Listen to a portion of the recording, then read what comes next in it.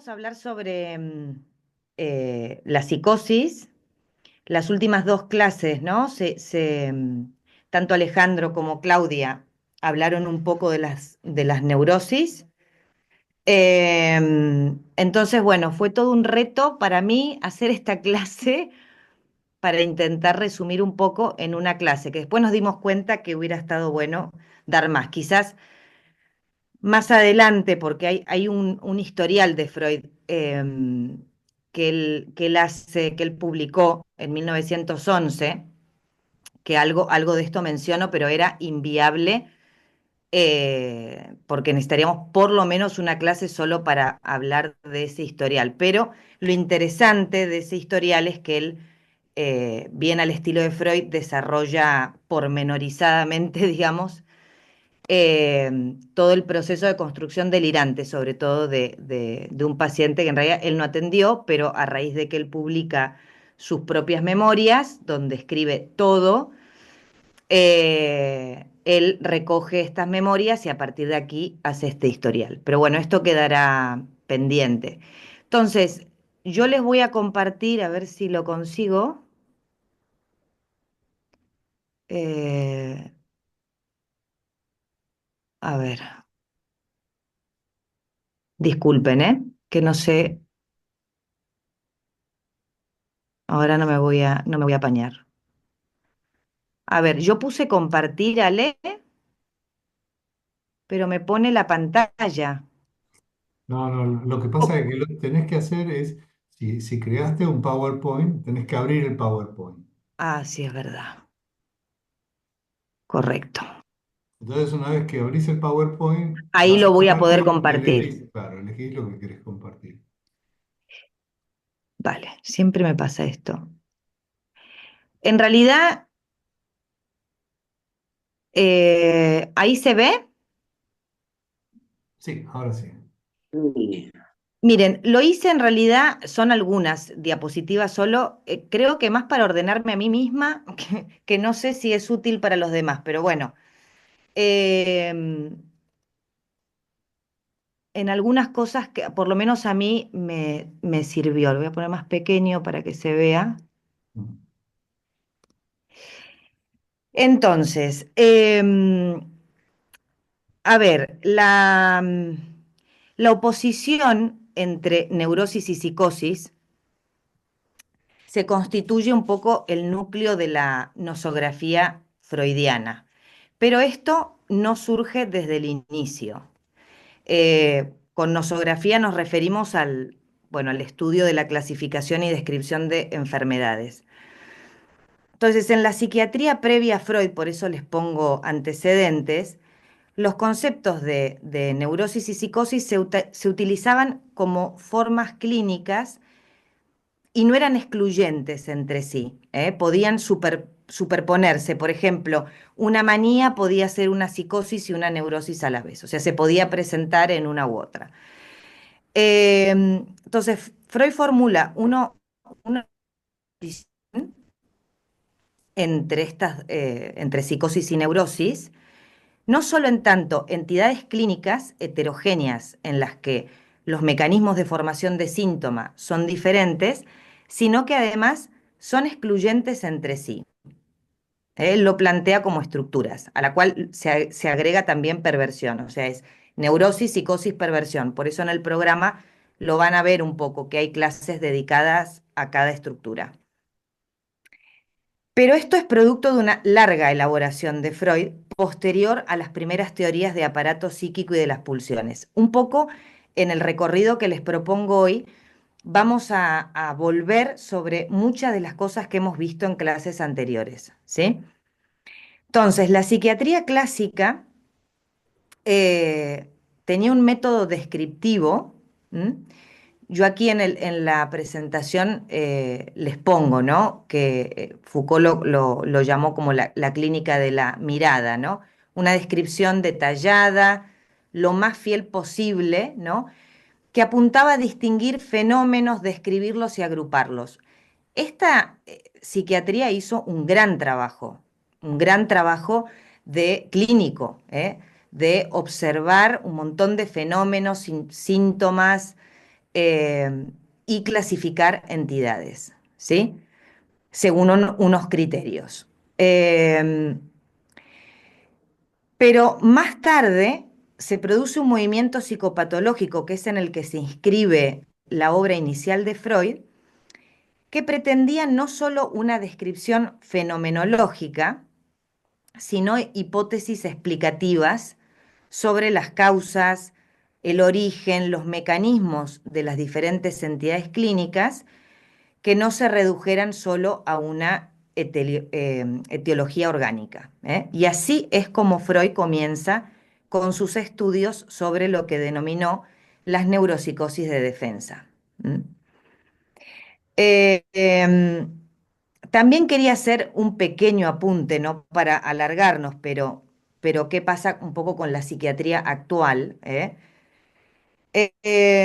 Esta psiquiatría que es de origen anglosajón, que básicamente la conocemos por sus manuales psiquiátricos, ¿no? El DSM-5 actualmente y el CIE-10, clasifican fenómenos usando una metodología descriptiva, es decir, describen síndromes. Los síndromes son una agrupación de síntomas que denominan trastornos. ¿M?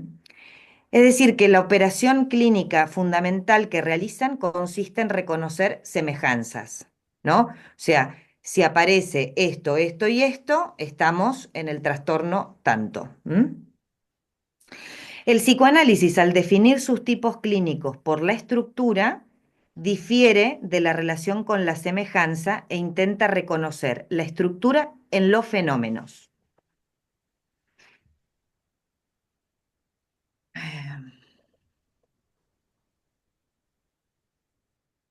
Entonces, si bien mi idea inicial era tomar los dos textos muy importantes que escribe Freud, que son directamente, o sea, en estos textos él habla específicamente sobre la psicosis y su oposición con las neurosis, pero estos son textos más tardíos, me parecía que era importante que repasáramos un poco esta elaboración que les comentaba antes, que él necesitó para llegar a ese lugar, ¿no? Porque si no, me parecía un poco difícil entenderlo si íbamos directamente hacia el final. Entonces, no es para hacer nada exhaustivo, pero ni para que pretendamos acordarnos todas estas clasificaciones. Yo simplemente las quería compartir con ustedes para intentar por lo menos darnos una idea de que él hizo una elaboración de muchos años para llegar a donde llegó al final, ¿eh? Entonces, lo podríamos dividir en como tres nosologías o momentos, ¿sí? En las que él va pensando, eh, si él arrancó con las neuropsicosis de defensa, él va pensando, se va dando cuenta y se encuentra con entidades que empieza a tener obstáculos o en el tratamiento o cuando piensa los mecanismos de formación de síntoma, que luego acabará dividiendo, ¿no? Entre neurosis y psicosis. Pero al principio no es así, ¿eh? Como ven en este cuadro, él hace una primera división entre estas neuropsicosis de defensa que las pone todas en este conjunto porque él entiende que opera un mecanismo común a todas, que es la defensa. Y esta defensa, si recordamos un poco clases anteriores, básicamente tiene que ver con la existencia del mecanismo de la represión. ¿Mm?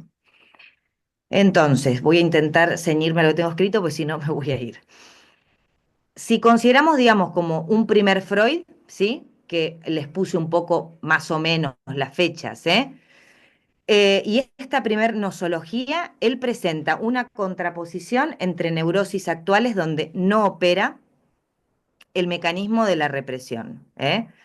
No me voy a detener en esto, pero tiene que ver, él lo que explica es que no los considera de naturaleza psíquica estos síntomas, sino que tienen que ver más con la formación de la angustia en relación a una sintomatología actual. En cambio, en las neuropsicosis de defensa opera este mecanismo de la represión. Entonces, aquí todavía no hay una distinción entre neurosis y psicosis. ¿M? al enfrentarse con que el método terapéutico que él inventó no funcionaba del mismo modo en todas las formas clínicas, incluso a veces parecía estar contraindicado, esto le pasó con pacientes, donde él intentó aplicar su método y las pacientes empeoraban. Entonces, esto lo impulsó a formular una teoría diferencial, la teoría del narcisismo y la teoría de la libido, que ya lo veremos un poco más adelante. Entonces, recordamos que el mecanismo psíquico de la defensa se inicia por intentar reprimir una representación inconciliable con el yo. Esto creo que, bueno, lo hemos ido viendo en diferentes clases del seminario desde el inicio. Como no puede desaparecer ni la representación ni el afecto adherido a él, lo que se hace es que se debilita la representación separándola del afecto o la suma de excitación, ¿sí? Hasta aquí digamos que el mecanismo sería igual, por ejemplo, en la histeria que en la neurosis obsesiva. La formación del síntoma cambiará según el destino que tenga esa representación inconciliable y el afecto. Hago un breve repaso de lo que comentó Claudia la vez pasada, ¿sí? En la histeria, bueno, Claudia y Alejandro, en la histeria la representación que es apartada de la conciencia se transpone en lo corporal, ¿sí? En la neurosis obsesiva, que es algo que no vimos, pero veremos, la representación permanece en la conciencia y la suma de excitación se adhiere a otras representaciones que no son inconciliables, es decir, que son más egosintónicas. De ahí las ideas obsesivas. Es como un falso enlace. Y en lo que aquí, en este cuadro que les pongo, Freud pone como confusión alucinatoria, ¿sí? Él dice que la modalidad de la defensa es más enérgica, que el yo rechaza directamente la representación irreconciliable junto con su afecto y se comporta como si nunca hubiera surgido. Esto tiene un costo, dice él. Un fragmento de la realidad se desprende junto con la representación y el afecto rechazados. Un poco posteriormente agrega la paranoia en este cuadro también. En la paranoia, el contenido de la representación rechazada permanece inalterado, pero se proyecta hacia afuera, se proyecta hacia el mundo exterior. Si está proyectada hacia afuera, significa que yo puedo de alguna manera rechazarla como algo que es del exterior, ¿sí? Por eso en la paranoia, por ejemplo, aparece todo el tema persecutorio. Son los otros que me persiguen, los otros me quieren lastimar, los otros me espían, ¿sí? Se proyecta hacia afuera. Y la idea delirante, ¿no? Que aparece, por ejemplo, los otros me persiguen, es sustentada con la misma energía con la que el yo se defiende de la que fue la idea insoportable. Entonces, él aquí ya ve que la paranoia tiene una modalidad específica del mecanismo psíquico de la defensa, que él lo llama represión por proyección aquí. ¿Sí? Esta es como la primer clasificación que él hace. Entonces, en la segunda, que ya avanzamos también, y si recordamos, fíjense, si esto es más o menos en 1905, recordemos que en 1900 se publica la interpretación de los sueños. Con ella se presenta el primer modelo de aparato psíquico. Y una de las cosas importantes que Freud ve, mejor dicho, que él da cuenta en la interpretación de los sueños y en su primer modelo de aparato psíquico, es que todo sujeto se encuentra dividido entre lo que dice y lo que cree decir. Es decir, que hay una instancia consciente y una instancia inconsciente. Pero ¿de dónde surge la necesidad de una nueva nosología una vez conceptualizado el sujeto del inconsciente? Entonces aquí en esta etapa la transferencia se convierte en el referente conceptual que de alguna manera determina su clasificación, ¿sí? Y no solo determina su clasificación, él, de hecho, piensa el concepto de transferencia como aquel que de alguna manera nos permite saber qué es pasible de entrar en un psicoanálisis y qué no. ¿Mm? ¿Por qué? Se da cuenta Freud que no solo la interpretación del analista, perdón, que la interpretación del analista no opera igual en las neurosis y en la psicosis, aunque él no lo llame de esta manera, sino que también la constitución del vínculo transferencial, ¿no?, entre el terapeuta y el paciente opera diferente. ¿M? Y por eso, si bien no vamos a explicar hoy el caso Schreber, así se llama este caso del que yo les hablaba, una de las cosas que Freud ve en este caso es que parte de la descompensación del paciente tuvo que ver con la relación transferencial que tenía con su médico. ¿M? Y también Freud lo vio con sus propios pacientes. ¿M?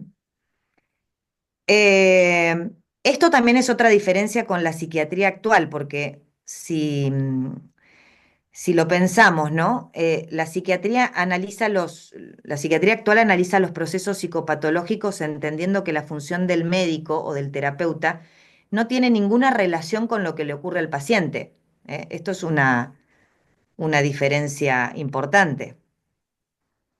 Como si el dispositivo de salud mental o hospitalario o el que sea, ¿no? Las intervenciones no tuvieran efectos en la persona atendida. ¿M? Por eso Freud se apoya no tanto en la descripción de síntomas, sino en los mecanismos terapéuticos. Un poco sería, si lo quisiéramos como resumir en una frase, de alguna manera es esto de ir del fenómeno a la estructura, ¿sí? Es decir, no solo entender lo que le ocurre al paciente por la presentación fenomenológica que presenta, sino entendiendo que hay una estructura con unos mecanismos que operan y que además de eso, la relación con el terapeuta también tiene efectos. ¿Mm? Em, vale. Em, Entonces, Freud expone su teoría del narcisismo a partir del estudio de las psicosis. Postula que hay una fase intermedia entre el autoerotismo y la relación de objeto.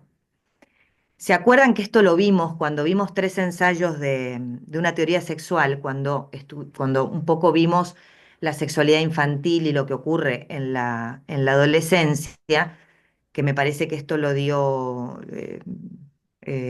Claudia, si no me equivoco, el primer ensayo. Em, Veíamos un poco estas fases, ¿no?, que Freud estudió, que primero hay una fase inicial autoerótica, hasta que, ¿no?, la libido se puede poner en otros objetos, en otras personas, en otros vínculos, ¿no?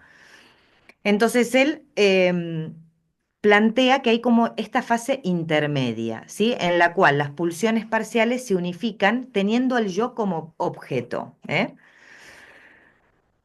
En esta nosología, él separa las neurosis de transferencia, entendiendo la transferencia como este elemento central que puede operar tanto como motor y también como obstáculo, de las neurosis narcisistas.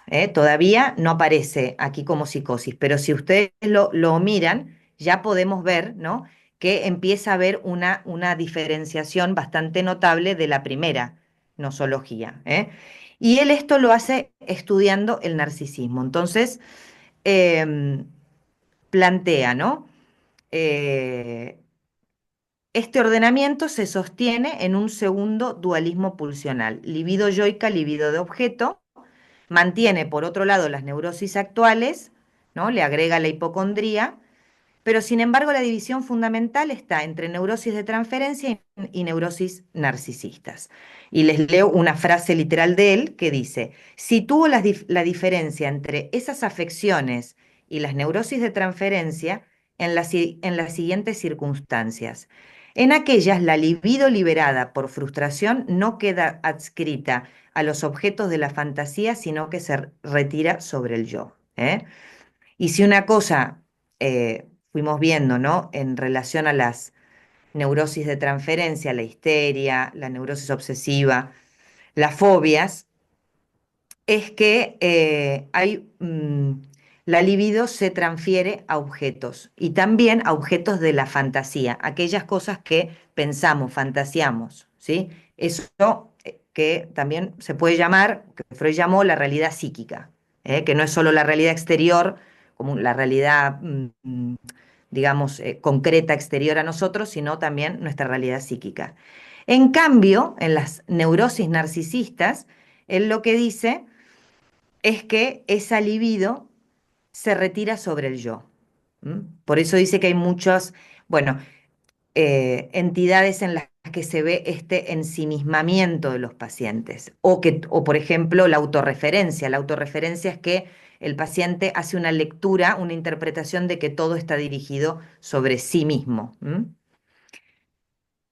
Las neurosis narcisistas, que aquí pone paranoia, esquizofrenia, melancolía, dice, no tienen ninguna capacidad de transferencia o solo unos restos insuficientes de ella. Rechazan al médico no con hostilidad, sino con indiferencia. ¿Mm? Entonces, si las neurosis narcisistas lo llevan a revisar el estatuto de la libido de objeto, es porque allí puede ocurrir que un determinado proceso muy violento, así lo dice él, obligue a quitar la libido de los objetos. Y si la libido convertida en narcisista no puede entonces hallar el camino de regreso hacia los objetos, es este obstáculo a su movilidad el que pasa a ser patógeno. ¿Eh? Es decir, que no se pueda movilizar esta libido y quede en el yo, es lo que lo convierte en patógeno. Am, Él igualmente, en relación a estas neurosis narcisistas, ya empieza a estudiar un poco qué procesos se dan. ¿Eh? Y él dice que hay dos fases principalmente. ¿Eh? La primera es una fase silenciosa, ¿m? Que es efecto del retiro de las cargas de libido objetales que se dirigen al yo. Y una segunda, que es el retorno y reconstrucción de la realidad. ¿Eh? Es decir, que si se quita la libido del mundo exterior y se pone sobre el yo, hay toda una sustitución de la realidad, ¿sí? Vía las alucinaciones o vía el delirio. Eh, Freud va estudiando qué ocurre entonces en el caso de la psicosis, intenta ver las diferencias y estudia lo que ocurre respecto a la represión, ¿sí? Con diferencia a las neurosis. Dice que en la esquizofrenia la libido, que se retira en el proceso represivo, él todavía habla de represión porque todavía no está, no ha llegado al final de la elaboración. Le está intentando encontrar la vuelta, digamos. Entonces dice, la libido que se retira en el proceso represivo no busca un nuevo objeto, sino que se retrae en el yo. Se pregunta si este proceso tiene que ver con el mecanismo de la represión. En el empeño por recuperar los objetos perdidos, la libido debe conformarse con las palabras en vez de las cosas, con su representación verbal. Pero aquí sigue considerando al mecanismo paranoico y el de la esquizofrenia como una variante del mecanismo de la represión. Lacan, muchos años más tarde, él va a retomar toda esta elaboración y va a estudiar y va a dar un paso más en el mecanismo que opera en la psicosis y la va a llamar forclusión. ¿Eh? Su elaboración siguió y así cuando en 1920 él construye su segunda elaboración del aparato psíquico, que recuerden que también la vimos, formulando las diferencias entre tres instancias, el yo, el ello y el superyo, y su relación con la realidad. ¿Eh? ¿Se acuerdan que esto lo vimos también? Entonces, Freud nos presenta la posibilidad de que un sujeto quede encerrado en su propio narcisismo, sin encontrar la vía que lo vuelva a enlazar nuevamente con el mundo. Sin embargo, este estado que Freud describe y que se acerca a un cuadro melancólico habitualmente se ve alterado por los intentos de restablecimiento, de curación propios de la psicosis, ¿eh? Que ya lo veremos, pero efectivamente esta segunda fase, este intento de esta restitución de la realidad por vía del delirio, es un intento de curación que hace el paciente, ¿eh? Por más de que siempre se ve como algo patológico. En las neurosis de transferencia, la libido sustraída de los objetos del mundo es colocado en los objetos de la fantasía. ¿Mm? En cambio, en las neurosis narcisistas es el yo quien la recibe y a partir de allí la libido se ve imposibilitada a regresar. La transferencia en la neurosis se propicia en un analista que encarna de alguna manera este objeto para la libido, ¿sí? Es decir, lo que vemos en un caso de neurosis, en un psicoanálisis, es que esta relación transferencial que decimos, ¿qué quiere decir? Que el paciente puede transferir estos vínculos, estos modos, ¿eh? En la persona del analista. Y a partir de que se da esta relación, se pueden ir trabajando cosas en la relación transferencial. Es decir, eh, los problemas, por ejemplo, para dar un ejemplo, pero fácil, em, aquellos problemas o nudos conflictivos que tienen que ver con vínculos primarios que tuvo la persona a lo largo de su historia, los puede transferir en el analista. Y entonces, en una actualidad, se pueden trabajar cosas, en un vínculo actual, quiero decir, a eso me refería. Pero ¿por qué Freud vio que el método psicoanalítico podría estar contraindicado en la psicosis y él mostraba sus reticencias? Porque es verdad que Freud mostró sus reticencias de poder atender desde el psicoanálisis a la psicosis hasta el final de su obra, aunque lo matizó, ¿eh? No es que se negó en seco, pero es algo que él es verdad que mostraba sus reticencias, ¿eh? El método que Freud inventó tiene sus bases en la asociación libre del paciente y el trabajo interpretativo del analista. ¿Mm? Los delirios psicóticos se construyen también a través de interpretaciones. En esta modalidad se puede ver que el psicoanálisis, lejos de contribuir a una mejoría, es decir, a reducir y aliviar la sintomatología, puede incluso impulsarlo y empeorarlo. Es decir, interpretar el delirio, ¿eh? De este modo se puede entender que Freud opusiera la neurosis de la psicosis, ya que responden de modo diferente a la intervención psicoanalítica y por lo tanto la dirección de la cura es considerablemente diferente en una y en otra. El problema de Freud con la psicosis fue en parte encarar la dirección de la cura con un dispositivo que se creó basado en las neurosis. ¿Mm?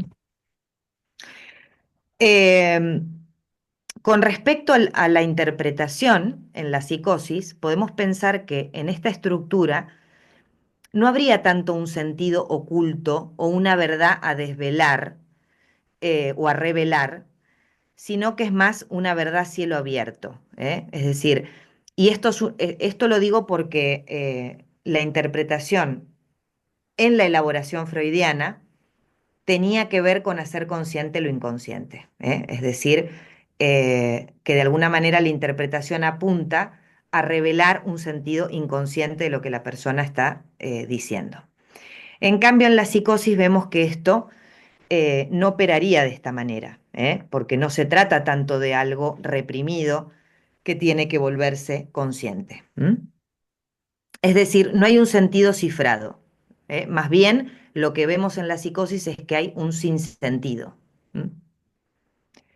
Se trataría más de un acompañamiento en la dirección de que el paciente pueda ir construyendo un sentido posible a lo que le ocurre, no tanto a descifrar algo. ¿Mm? Em, Es decir, que en la concepción freudiana la interpretación consistiría en que un sufrimiento sintomático pueda ser revelado en palabras. ¿Eh? Em, y esto también, si bien no es para ver en este seminario, pero es otra de las cosas bastante importantes que Lacan, mucho tiempo después, él estudió y se interesó mucho por la psicosis. De hecho, él, a diferencia de Freud, empezó estudiando la psicosis. ¿Eh? Lacan fue un psiquiatra y empezó justamente estudiando la psicosis. Entonces, un poco él, a medida que fue elaborando el mecanismo en la psicosis, lo que proponía es que el lugar del psicoanalista era más de testigo, ¿no? ¿Testigo en qué sentido?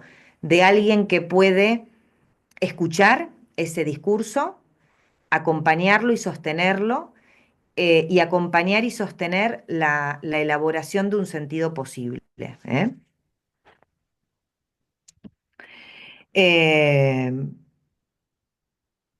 Hace poco me pasó con un caso de un niño que no hace mucho que lo veo, pero lo que me doy cuenta es que justamente hay una falta de simbólico, ¿eh? En este niño, en esta familia, en esta historia.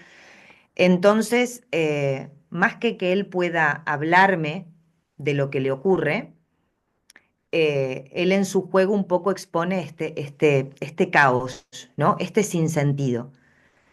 Este sinsentido que lo pone a actuar en una mala conducta, en conductas muy agresivas. ¿Eh? Entonces, un poco el trabajo que yo me planteo inicialmente con él es intentar construir con él algo de sentido, es decir, unas coordenadas simbólicas, porque es lo que me parece que justamente no hay. ¿M? Más que decirle te portas mal porque estás, no sé, enojado con tal cosa, es más crear unas referencias simbólicas, ¿no? Donde él se pueda sujetar. Em, bueno, esto era un poco para referirme también a la diferencia de cuál es el lugar del analista en las neurosis, que estaría más como causa, ¿eh? Y cuál es el lugar en la psicosis. ¿Eh? Y después, y ya con esto termino los cuadritos, ¿eh? Pero sí que les quería comentar la última, la que vendría a ser la última elaboración o nosología, donde vemos que ya sí que hay una diferenciación más clara y en esta etapa, que va de 1923 más o menos a 1939, es donde él escribe estos dos textos que yo les decía, donde hace una referencia explícita a este tema de la oposición entre neurosis y psicosis, ¿sí? Si bien este tercer ordenamiento mantiene las neurosis narcisistas, separa, ¿no? Separa los dos conjuntos.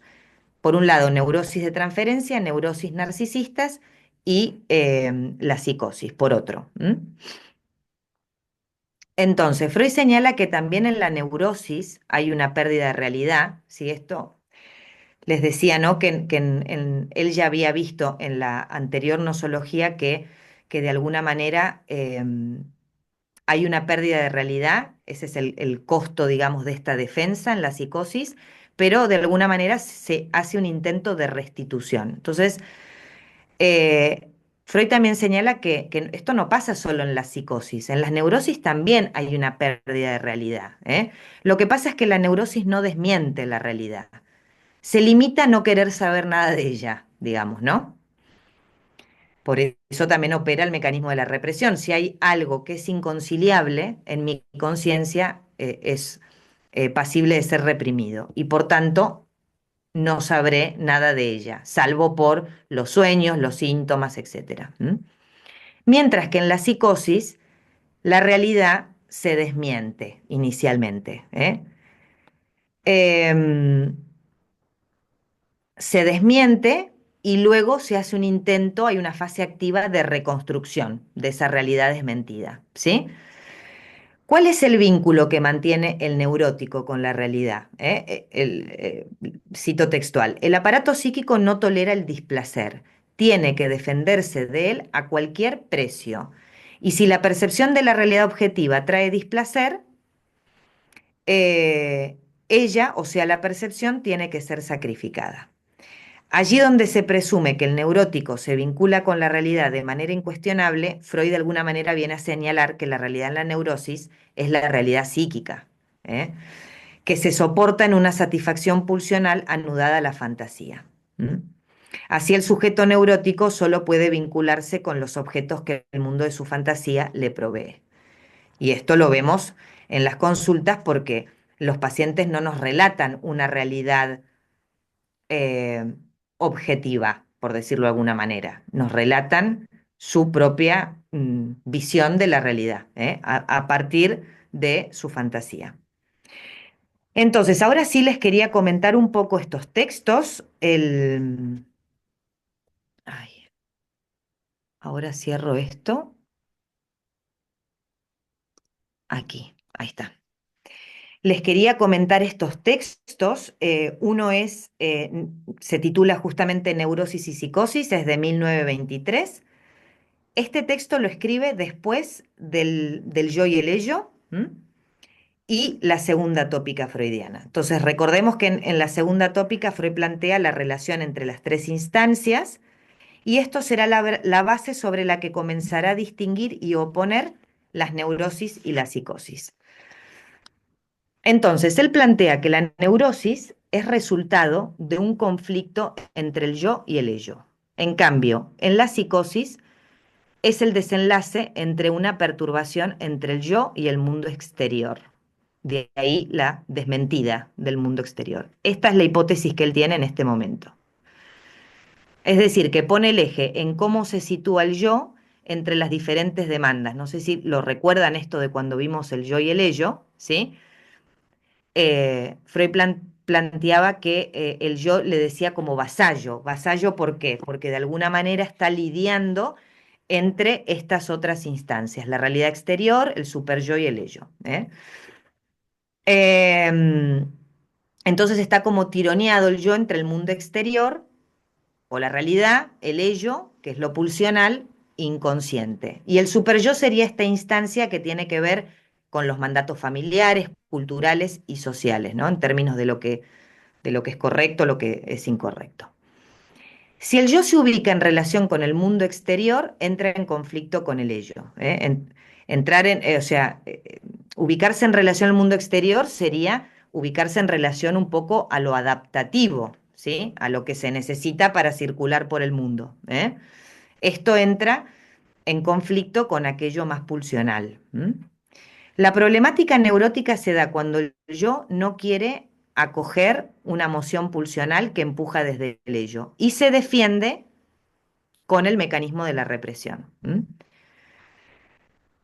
Luego se produce el retorno de lo reprimido, ¿eh? Que por ejemplo, una de las formas que tiene de retornar es con el síntoma, que es una formación de compromiso, ¿m?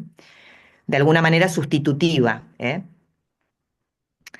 Entonces ahí el yo continúa su lucha, pero ahora es con el síntoma la lucha, ¿eh? Aquello que perturba es el síntoma, ¿sí? Em, el yo, si entra en conflicto con el ello, em, ay, perdón, me perdí, aquí. Entonces, ¿qué ocurre en la psicosis? El yo le da prioridad al superyo y el ello, en detrimento de la realidad. Se aísla de la realidad y aparece el delirio. El delirio viene a reparar esta ruptura con la realidad, creando una realidad nueva. El delirio para Freud es un intento de curación del paciente, aunque sea fallida, aunque sea frágil, ¿no? Eh, de alguna manera, yo me acuerdo que esto, creo que una vez un profesor me dio esta imagen, a mí me sirvió. Es como una mesa, ¿no? Una mesa que tiene cuatro patas para sostenerse, ¿no? Si yo le quito una pata a la mesa, mientras no me apoye donde falta la pata, la mesa se puede sostener, ¿no? No deja de ser un sostén frágil, pero es un intento de sostén, ¿eh?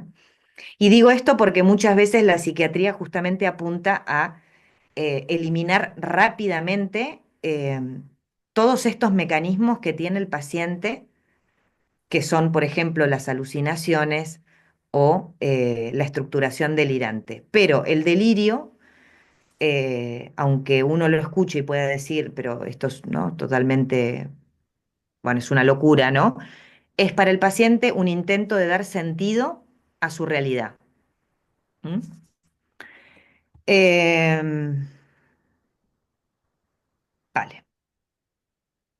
Entonces, el conflicto y ruptura con la realidad exterior tiene como origen, dice Freud, una frustración de un deseo no cumplido, em, que tomó un carácter de insoportable. ¿Eh? Entonces, esta frustración, dice Freud, es un poco la que provoca la defensa. ¿Eh? Pero ¿qué determina que unas personas padezcan de neurosis o psicosis, ¿no?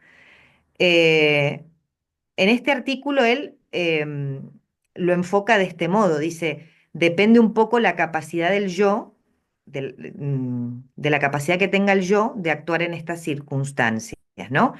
¿Qué resolución es capaz de encontrar frente a este conflicto? ¿Eh?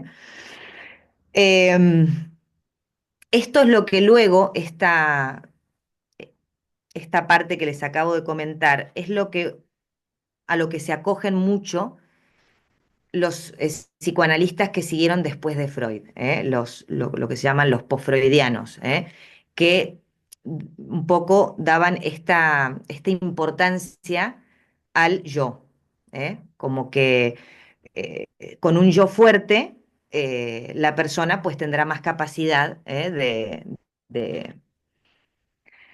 de resolver o dar una respuesta al conflicto. Em, de aquí se separa Lacan, que justamente arranca un poco criticando, arranca su obra un poco criticando esta manera de entenderlo. Luego también en este texto él se pregunta, ¿qué pasaría si el conflicto se da entre el yo y el superyo? Y dice que la melancolía sería un paradigma de este conflicto. La melancolía es un cuadro muy grave en el que el paciente se autorreprocha insistentemente por una pérdida. Pero de un modo, bueno, que en casos muy, muy graves puede llegar incluso a la muerte, porque la persona de alguna manera se martiriza. Entonces él dice, cuando hay un conflicto entre el yo y el superyo, o sea, esta instancia que un poco marca, ¿no?, los mandatos, aquello que está bien, aquello que está mal, nos encontraríamos con este cuadro. El paciente se ataca a sí mismo, el superyo ataca al yo. Y luego el otro texto se titula La pérdida de realidad en la neurosis y psicosis, y es un texto de 1924. Son dos textos muy seguiditos, y que están relacionados, por supuesto, entre sí. Y aquí él un poco intenta pensar esto de la pérdida de realidad en una y en otra, ¿sí? Y entonces plantea que en la neurosis el yo del sujeto, está en servicio de la realidad, reprime una parte del ello, es decir, de la vida pulsional. En la neurosis hay una pérdida de realidad también en relación con su síntoma, que de alguna manera está desconectado con la realidad. Bueno, esto es un poco repasar lo que hemos visto, pero de este primer momento de represión, luego en el retorno de lo reprimido aparecen los síntomas. En la psicosis, el yo está al servicio del ello, se retira de un fragmento de la realidad. La pérdida de realidad se da de antemano en la psicosis, dice Freud. Es inaugural, no así en la neurosis. El segundo tiempo en la psicosis sería este intento de recuperar o reconstituir esta realidad nueva, ¿eh? Que todo y que sea fallida o no sea del todo satisfactoria, bueno, es un intento. Entonces Freud dice que tanto en las neurosis como en la psicosis, em, de alguna manera se plantea este conflicto con el mundo exterior, ¿no? Y la incapacidad para adaptarse al apremio de la realidad. La sustitución de realidad que se produce en la neurosis se sirve del mundo de la fantasía, como les decía antes, ¿eh? La psicosis también tomaría de la fantasía el material para la edificación de la nueva realidad, pero por vía de la alucinación. Entonces, no solo se trata del problema de la pérdida de realidad, sino el de un sustituto de esta realidad.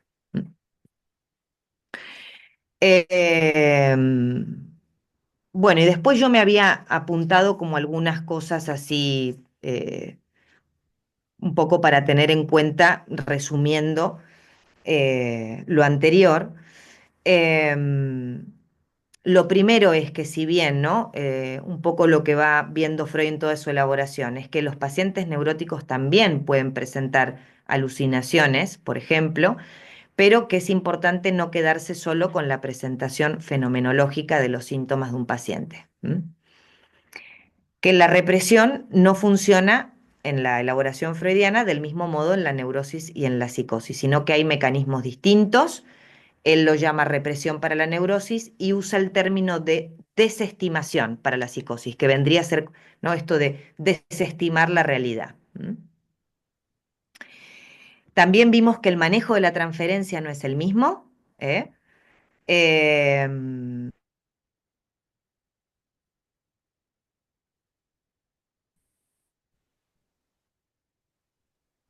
Me parece el que se quedó lugar congelado. del analista es diferente en un caso y en otro.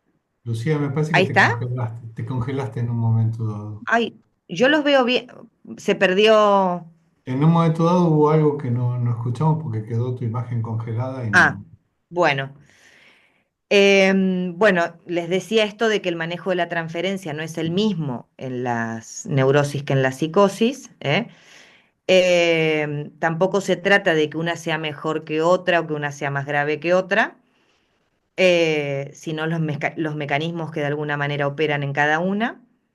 Resaltar esto que dijo Freud sobre que el delirio es un intento de curación, creo que es algo muy importante que aportó él y que de alguna manera, cuando se trabaja con pacientes psicóticos, eh, por lo menos es una cosa que a mí me pasó, uno de los trabajos más importantes o del lugar que ocupamos es poder acompañar este constante intento de invención de algo, ¿no?, que pueda hacer que la mesa más o menos se sostenga o que el paciente se pueda sostener de una manera menos sufriente, ¿eh? Y yo creo que este es un poco el- una de las funciones principales que podemos tener cuando estamos con un paciente de estas características. Eh, Vale, que los objetos pulsionales permiten hacer lazo con el otro en las neurosis y que también forman parte, ¿no?, en la formación del síntoma, y que en la psicosis el objeto no se extrae del cuerpo, ¿no? Esto que decía Freud de que recae sobre el yo.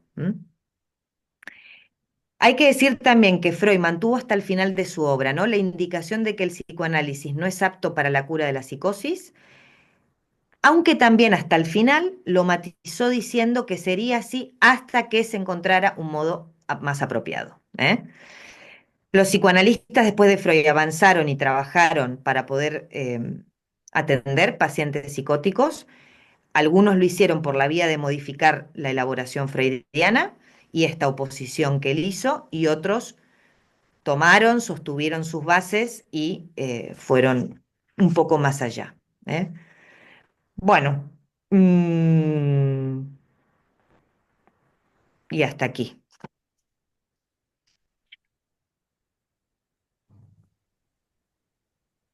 aquí lo que les quería comentar hoy. Y quedaría pendiente, porque creo que la verdad que les va a gustar poder algún día que nos dediquemos un tiempo para ver este historial de Schreber, que aparte es interesantísimo este caso. Se trata de un hombre que fue presidente de un tribunal supremo, a ver, esperen que lo digo bien. Eh, sí, fue presidente del Tribunal Superior en Alemania, o sea que era un hombre eh, muy capaz, muy inteligente y que sostuvo durante mucho tiempo un trabajo, tuvo varias crisis y en una de ellas escribe un libro que lo publicó, que se llama Memorias de un enfermo nervioso. Y es muy interesante porque él aquí, en primera persona, describe un poco todo lo que le fue pasando, ¿eh? Bueno, quizás algún día Se, lo podamos ver. se puede comprar el libro, ¿eh? Está en Se venta. puede comprar, sí, sí, sí, porque lo Eh, publicó. sí, yo estaba pensando que tal vez el tema este de trabajar sobre el caso de Rever, igual nos llevaría un par de clases, no solo una. Sí, Lo es mismo que largo, sí. el hombre de las ratas y lo mismo que el caso Dora y lo mismo que el caso de Juanito, que si bien Claudia el otro día un poco lo trabajó, también Sí. se podría dedicar un par de clases a eso. Bueno, Quizás sí. una de las vueltas que se podrá dar más adelante es sobre los grandes historiales freudianos. Mm. Perdón, ¿cómo se llamaba el libro? ¿Has dicho? Rocío?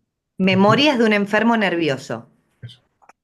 que lo publicó Schreber, lo publicó no sé si en 1903. Ujú. Freud escribe el historial en 1911. Freud lo titula como Observaciones psicoanalíticas sobre un caso de paranoia autobiográficamente descripto, porque efectivamente él lo saca de este libro autobiográfico. ¿Mm? Hay una Igual, construcción no, que delirante. yo decía que igual leyendo la descripción justamente del análisis que hace Freud, bueno, uno se entera bastante de qué fue lo que escribió Schreber, ¿no? Sí, sin necesidad de leer ¿cómo se llama? El libro de Schreber. Sí, correcto, se puede leer directo. Yo también pienso que se puede leer directamente desde el historial sin necesidad de haber leído el libro de él, ¿eh?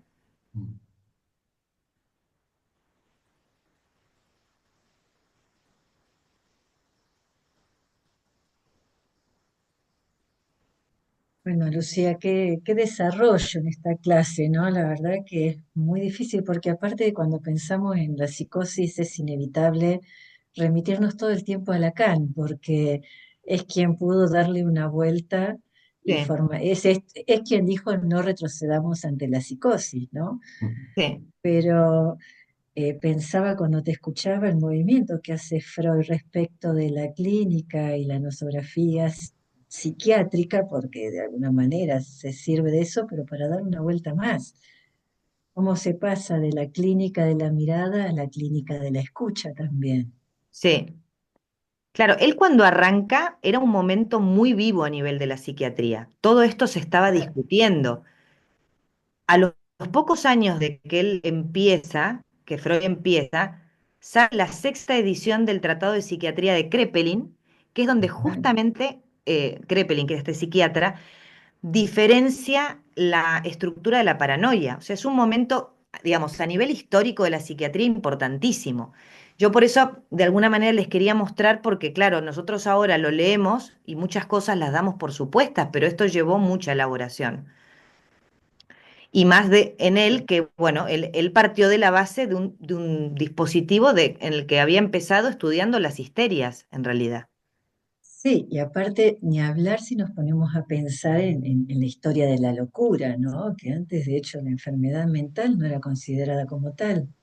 Estaba dentro de los embrujes y la cosa mágica, ¿no? Que se le pueda dar a la locura un estatuto médico de salud y pensar tratamientos. O sea, me parece que la historia de la locura y de la psiquiatría es súper apasionante. A veces es un poco tedioso porque nos podemos encontrar con algunos conceptos, algunas cuestiones médicas que no comprendamos, pero que es apasionante.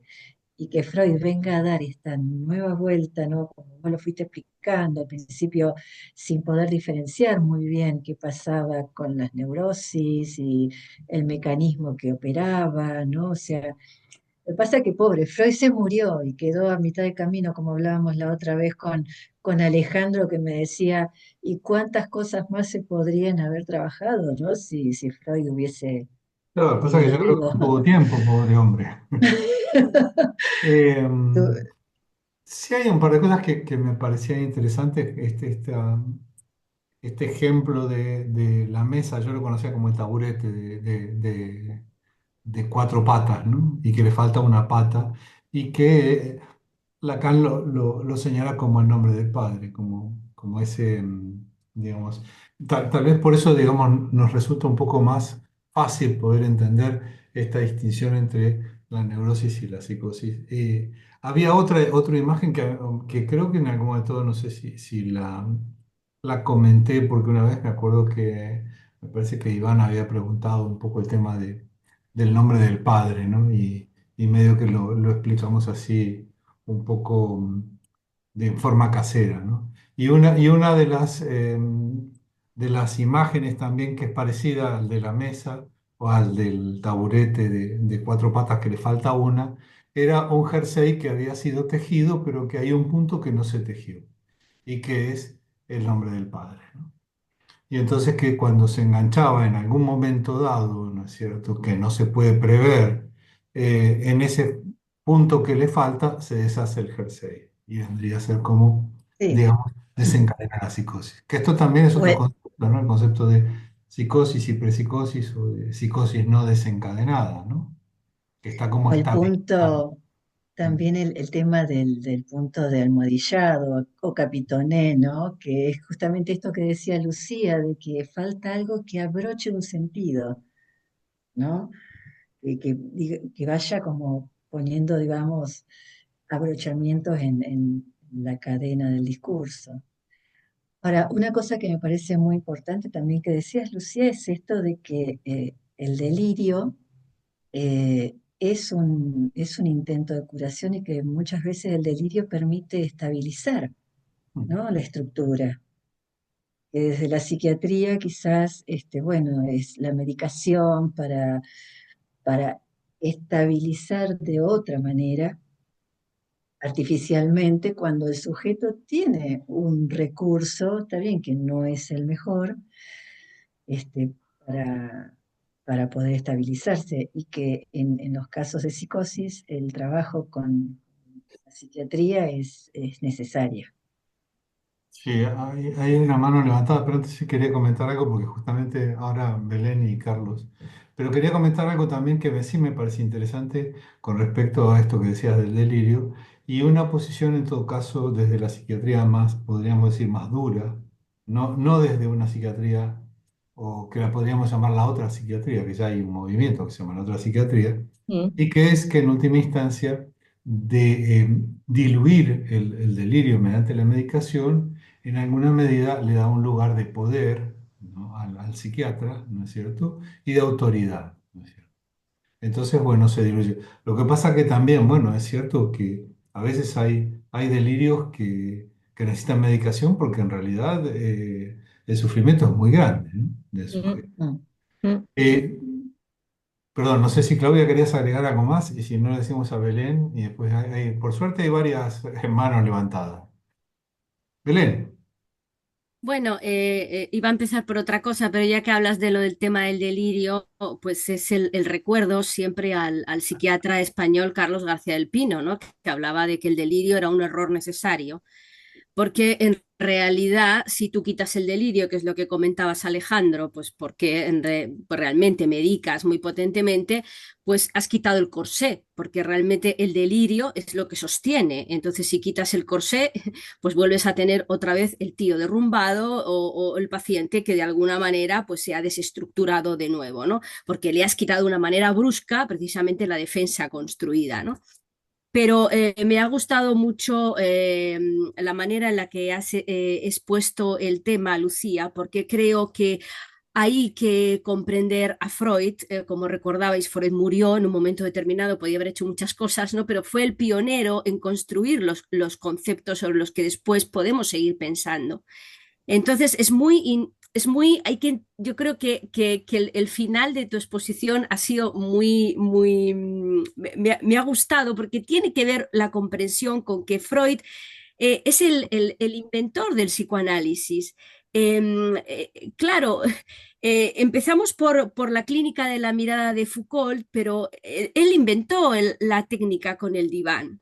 Entonces, al psicótico, si le quitas la mirada, pues evidentemente le estás perjudicando en vez de ayudando. Y claro, él inventó el diván, él inventó tumbar a una persona ahí. Eso es una técnica y un método. Entonces hay que comprender que el psicótico no es paciente de diván y por lo tanto no es el objeto a lo mejor para el cual... se cortocircuitaba el estudio de Freud, ¿no? Que intentaba hacer una técnica mientras había un prototipo de pacientes que se le escapaban un poco ahí, ¿no? Y por eso quizás es necesaria después la asistencia de Lacan y del trabajo de Lacan con los psicóticos, pero ya de otra manera, ¿no? Entonces, bueno, me parece que es verdad que ahí se produce una especie como de ¿qué hago yo con estos pacientes? Porque realmente me he inventado una técnica o he construido una técnica para neuróticos. Mm. Entonces, claro, ¿qué hago con los psicóticos? Se me queda aquí esto un poco cortocircuitado, pero creo que ha sido muy interesante y muy arriesgado también hacer este magnífico recorrido que ha estado súper, vamos, súper explícito, ¿no? Este recorrido para entender, claro, qué hacemos con la psicosis, con el inventor de la técnica del diván y qué hacemos con la no mirada. Sí es verdad que hay una escucha, pero el psicótico necesita la realidad de la mirada, de alguna manera, no sentirse solo y abandonado porque le dejamos en la psicosis solo y abandonado, ¿no? Bueno, me ha parecido interesante reconocer digamos, esta pregunta que deja ahí Freud para los que vengan detrás de mí, ¿no? Carlos,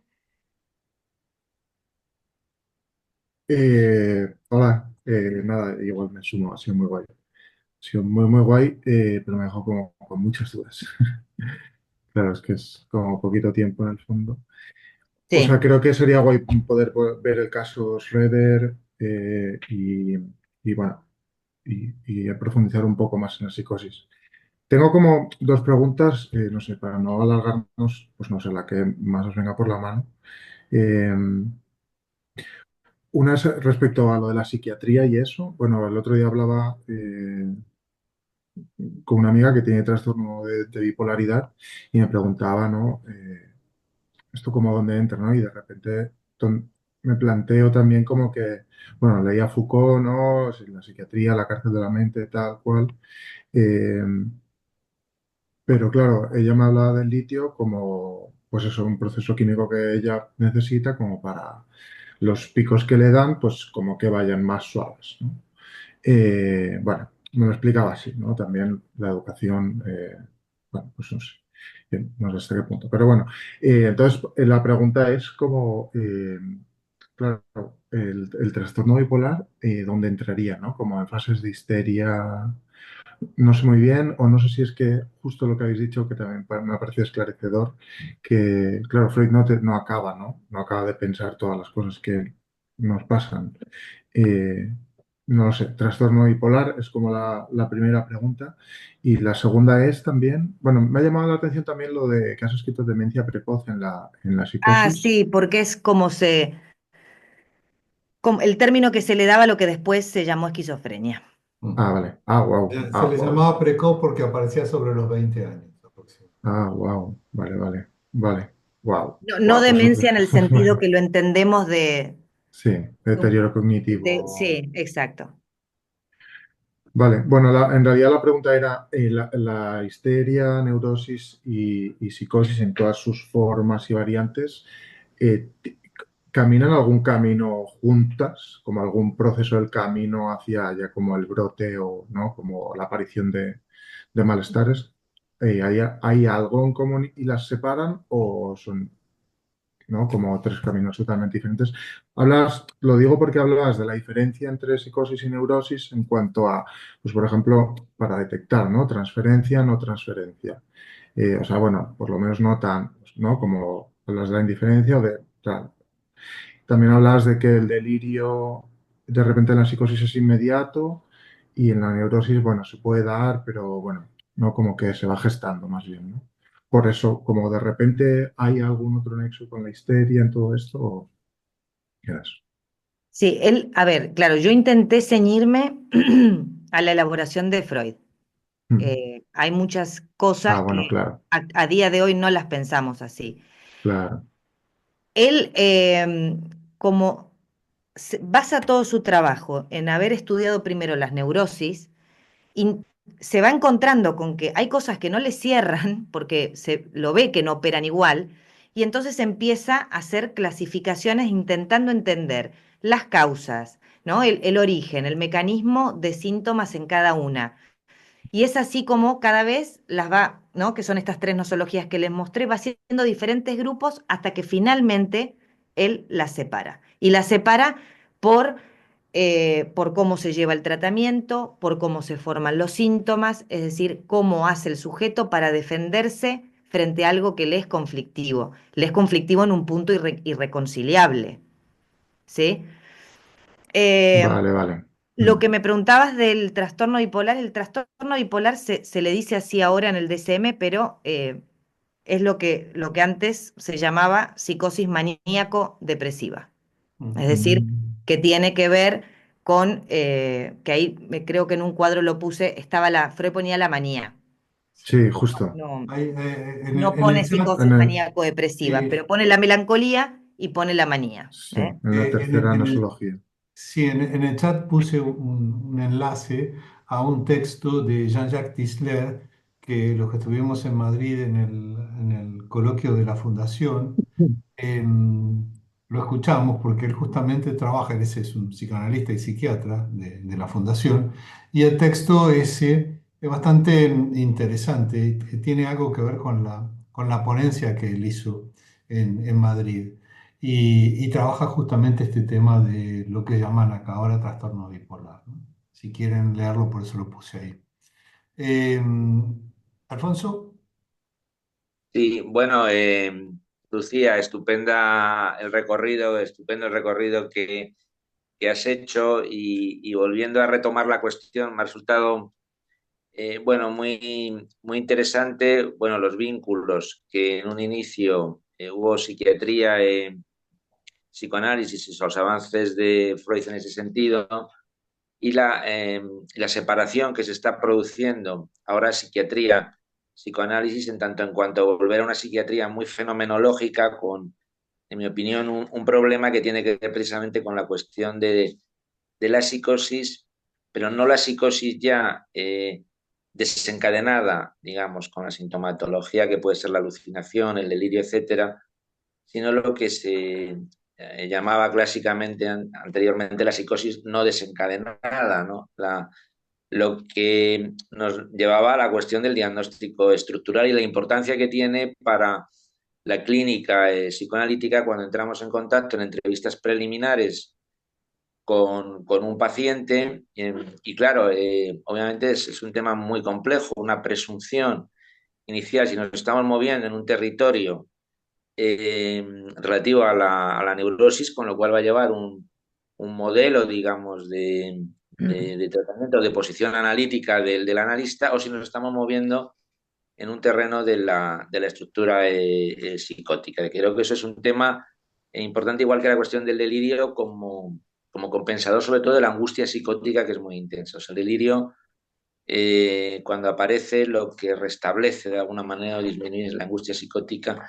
Mm, Inicialmente puede ser de una intensidad terrorífica, sí, absolutamente terrorífica. Yo los casos que he visto en el hospital de situación digamos, prepsicótica incluso o anterior, y en ese sentido creo que el psicoanálisis hoy tiene mucho que decir. Y luego está habiendo mucha confusión diagnóstica a nivel de psiquiatría, mucha confusión diagnóstica precisamente porque se está abandonando la posición del psicoanálisis en la cuestión creo que ahí debemos de insistir, deberíamos de los seminarios darlo porque es clave en esto que comentamos de lo que puede ser un abordaje, porque una psicosis no desencadenada se estabiliza plenamente y perfectamente y lo sabemos, en una relación transferencial con la suplencia, digamos, del nombre del padre que se realiza dentro de la propia transferencia. Por eso decía, ¿verdad, Lacan, el secretario del alienado, ¿no? En ese Sí. seguimiento. Entonces es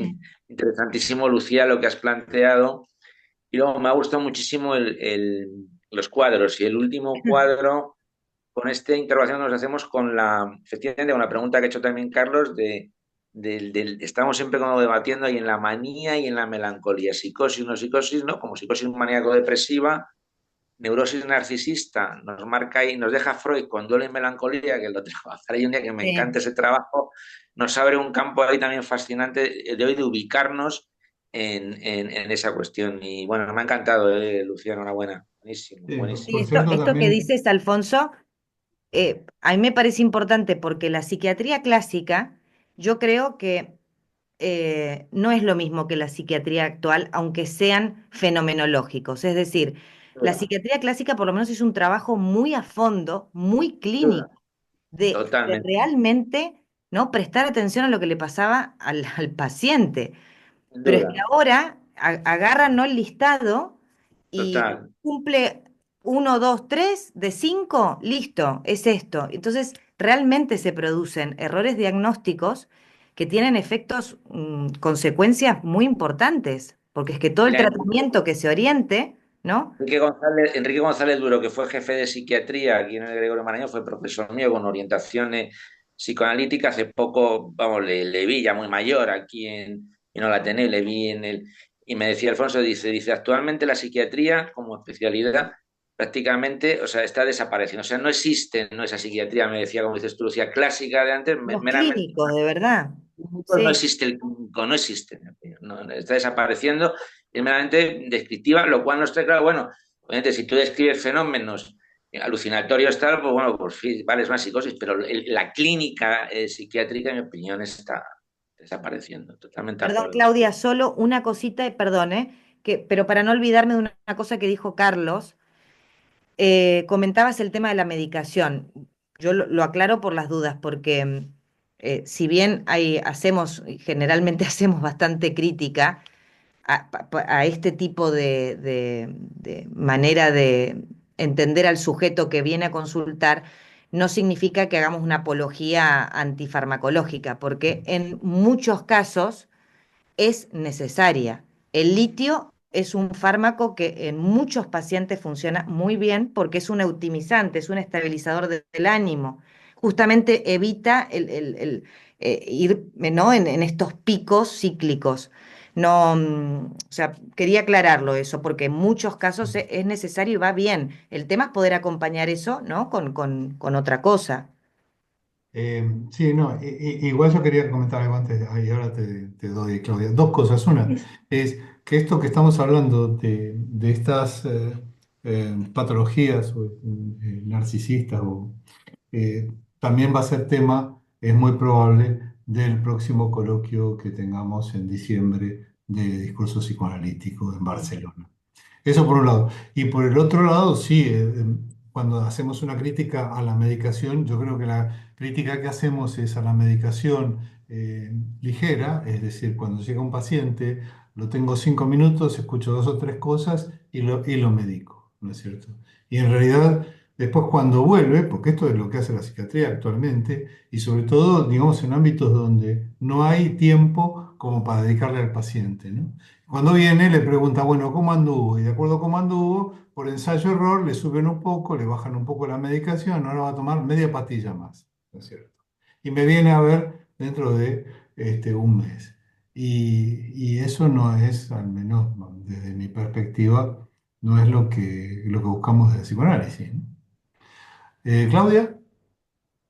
Bueno, bueno, yo me quedé pensando en algo que comentaba Carlos, que una de las preguntas que hizo Carlos respecto de las estructuras, ¿no? Justamente como desde el psicoanálisis, como explicaba Lucía, no nos basamos en el fenómeno como para inventariar un trastorno, sino que hay otro trabajo que apunta a la escucha de la estructura, que también tomo lo que decía Alfonso, que a veces hay psicosis no desencadenadas que tranquilamente podrían parecer una neurosis hasta que algo suena raro y entonces uno empieza a indagar ahí a ver qué pasa. Pero pueden ser casos en que no se presente ni un delirio, ni una alucinación, sino que hay algo en el discurso en donde se escucha ese efecto de estructura. Y preguntabas, Carlos, esto de qué pasa entre la neurosis, la psicosis, ¿no? Si un neurótico puede volverse psicótico, entendí algo así, o si es tiempo de avance de la patología. Bueno, desde el psicoanálisis, por lo menos a lo que yo adhiero, que sostenemos que no hay un pasaje de una estructura a otra, porque como tiene que ver con operaciones psíquicas que se dan en el tiempo de la estructuración del sujeto, como Lucía traía el caso de un niño. En un niño la estructura psíquica se está constituyendo, con lo cual una intervención de un analista, si esa estructura va hacia la psicosis porque no hay como explicaba, no hay un simbólico que ordene en tanto ley ese caos, ahora, una intervención del analista puede provocar un destino diferente a eso que se encamina hacia una psicosis.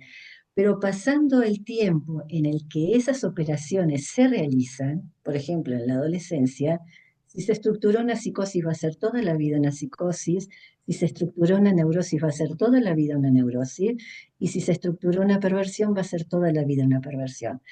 Puede haber casos más graves, menos graves, puede haber casos muy graves en una neurosis o puede haber casos más livianos en una psicosis, como algunas paranoias, que por ahí hay un montón de paranoicos sueltos Mm. llevando adelante una vida medianamente normal. Pero lo interesante de esto es esto, que una vez que pasaron esos tiempos de esas operaciones psíquicas, mecanismos que determinen una estructura u otra, ya no hay vuelta atrás. En todo caso, se trabajará para, bueno, para que esa persona tenga la estructura que tenga, pueda llevar una vida lo menos padeciente posible. Claro, yo, perdone por alusiones, me tomo la palabra, sí, perdón. No, claro, como venimos viendo también un poco cómo se construye la neurosis, ¿no? Bueno, no sé, complejos de Edipo, bueno, no sé, diversas estructuras más, ¿no? Bueno, pensaba que quizá en esa construcción pues hay un camino conjunto entre, pues eso, el malestar y, ¿no? Y que de repente pues derivaba, ¿no? O no, bueno, pero claro, es que tiene sentido lo que dices, ¿no? Como que se va construyendo en pack, ¿no? Bueno, sí, o sea, yo también soy consciente de que estamos estudiando a Freud y que, bueno, luego todo se complica mucho más, diverge mucho más, pero bueno, también por entenderlo bien. Mm.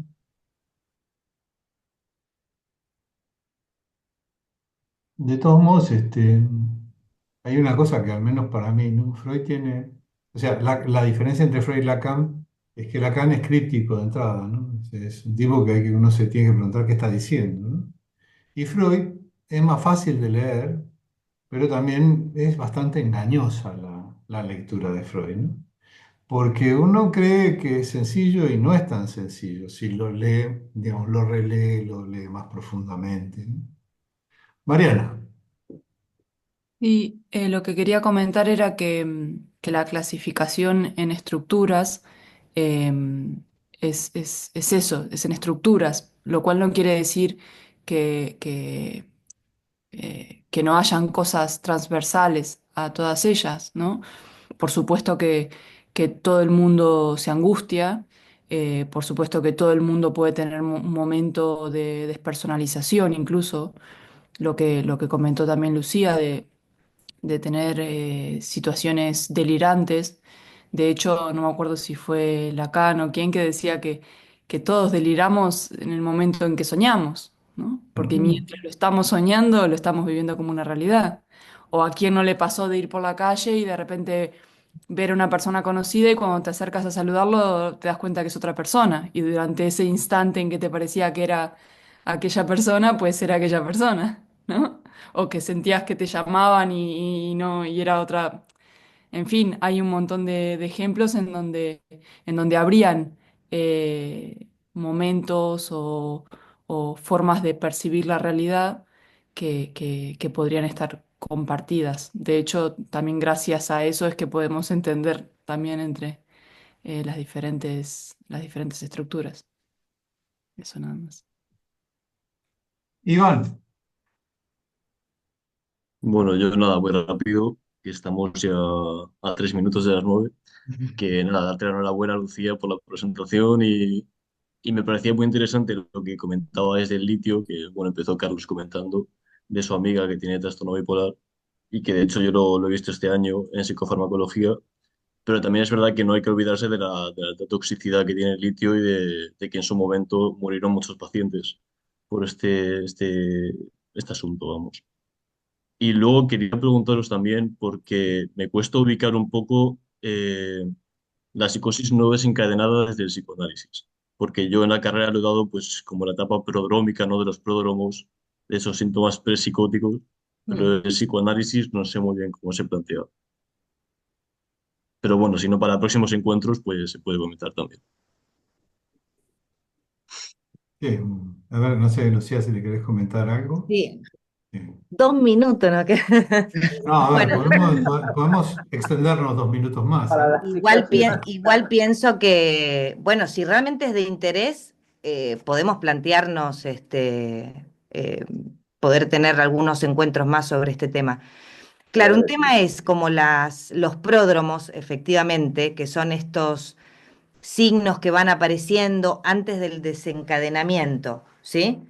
Mm. Pero luego también puede pasar que un sujeto tenga una estructura psicótica que no se acabe de desencadenar, lo que no quita que existe esa estructura, que la tiene, ¿sí? Que por lo tanto tiene un funcionamiento X. Pero puede pasar que no logre un momento de descompensación o que sea muy tardío y que durante mucho tiempo no se desencadene en una crisis con sintomatología psicótica, para que nos entendamos, ¿sí? O sea, en general, los pacientes, por ejemplo, que llegan a un hospital, los conocemos porque han desencadenado la psicosis y han tenido una o más crisis, ¿no? Pues el tema de la psicosis no desencadenada es que puede haber sujetos con esta estructura que por ahí no la desencadenen. Que puede ser que Sí, desencadenen análisis, ¿eh? también, por ejemplo, Mm. bueno, Lacan trabaja largamente el caso de James Joyce, que para él es una psicosis. Nunca se desencadenó Joyce, nunca tuvo un desencadenamiento psicótico, pero a través de su obra se puede rastrear ahí una estructura psicótica.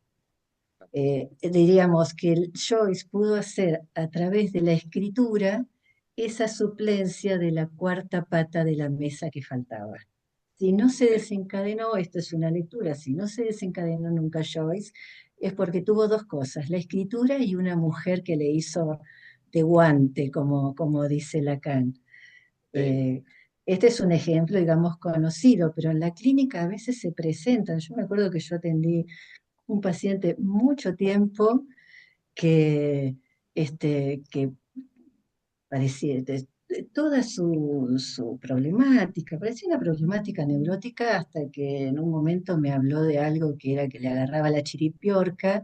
Yo no sé si han visto Chespirito, El Chavo del Ocho. No, son muy jóvenes.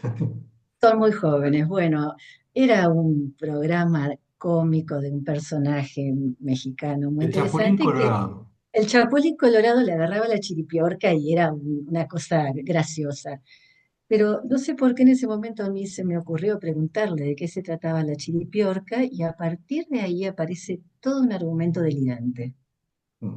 Si no se hubiese preguntado, si eso no hubiese sido indagado, porque Lacan decía, no comprendan demasiado rápido lo que dice el paciente, no, interroguen, porque la verdad es que uno se puede quedar con que la chiripiorca podía hacer eso, el chapulín colorado, pero lo cierto es que detrás de eso había todo, bueno, toda una cuestión que ahí delirante, pero que no le hacía, o sea, no es un delirio, como hablábamos recién, que hace sufrir al sujeto, sino que era un delirio que daba como algún sentido a cosas extrañas que a él le pasaban en el cuerpo, Sí, sí, sí. alucinaciones sinestésicas, ¿no? Ujú. Bueno, Digo pues, yo también que estará relacionado, bueno, no, sigue, sigue, Dale, sigue. Iván. Iván, sigue. que digo que esto de la psicosis no desencadenada, que digo yo que está también en relación con el soporte del nombre del padre que hablaba Alejandro antes, de esta metáfora de la camisa, de las rayas de la camisa, tendrá Una relación, ¿no? suplencia, como una suplencia, porque ese significante del nombre del Padre, que es la ley en la estructura, en lo simbólico, Mm. en la psicosis no se inscribe, queda, queda fuera, es la pata de la mesa que no está, pero puede haber cosas que le hagan de suplencia. Esto es lo de la forclusión, ¿no? Sí. La forclusión, justo. Sí, sí. Muy Ujú. bien, Iván. Bien, Bueno, lo retomaremos. sí, Sí, bueno, igual sí en algún momento vamos a trabajar sobre el caso Rever, ¿no? O sobre los casos clínicos, y ahí seguramente lo retomaremos. sí. No sé si hay alguna otra pregunta. Ah, De- perdón, y un comentario sobre, enlazando, así como hizo Claudia muy bien, que enlazó su clase de fobias con la presentación en el seminario de dirección de la cura, les comento que con Mariana vamos a presentar viñetas clínicas relacionadas con la psicosis en el seminario de la dirección de la cura, que es los lunes en mayo, ¿no, Mariana? Lo digo porque ahí es una manera también de ver cosas que vemos aquí con Ujú. casos reales o no reales siempre, pero en nuestro caso sí, seguramente serán viñetas de casos que llevamos. Bueno, muchísimas gracias, Lucía. Muy buena tu presentación. Y bueno, ya saben que queda grabada. Y el próximo encuentro es el 11 de marzo y va a hablar Alfonso de la neurosis obsesiva. ¿Mm? Hasta que Estupendo. nos había quedado. Ahí está. Aquí. Vale. Bueno, pues buena quincena y nos vemos. Adiós. Y gracias a todos, ¿eh? Que terminen Adiós, bien la Gracias. semana. Gracias, gracias, Lucía, Iván. Chao, gracias, gracias. Gracias, gracias. Lucía. Hasta Chao, Adiós. luego. chao. Hasta luego. Adiós. Adiós, adiós.